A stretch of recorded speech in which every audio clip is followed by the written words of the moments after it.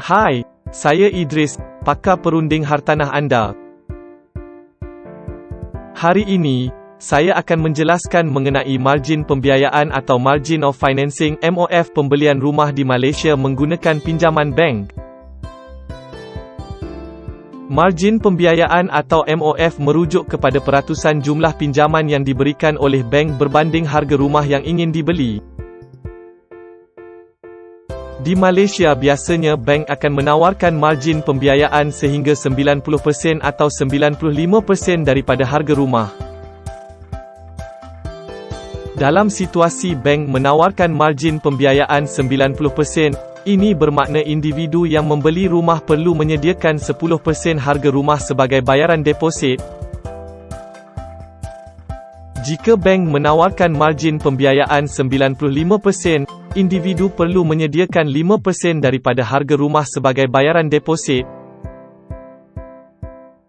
Margin pembiayaan ini penting kerana ia mempengaruhi jumlah pinjaman yang perlu dilunaskan oleh pembeli rumah. Semakin tinggi margin pembiayaan, semakin rendah jumlah bayaran muka yang perlu disediakan oleh pembeli.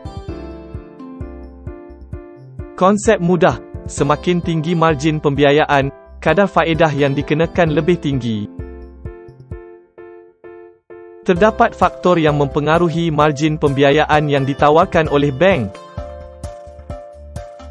Faktor-faktor seperti profil kredit pembeli, jumlah pendapatan bulanan, rekod kewangan, dan sebagainya.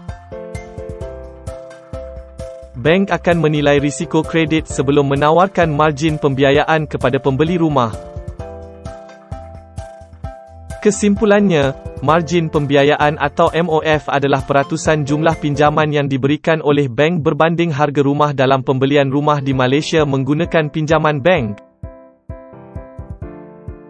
Margin pembiayaan ini mempengaruhi jumlah bayaran muka yang perlu disediakan oleh pembeli dan juga kadar faedah yang dikenakan oleh bank.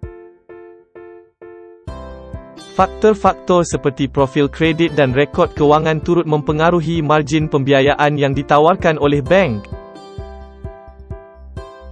Sebagai pakar perunding hartanah anda, berharap penjelasan ini membantu anda memahami konsep margin pembiayaan dalam pembelian rumah menggunakan pinjaman bank di Malaysia. Teruskan menonton klip-klip seterusnya dengan follow dan share artikel ini.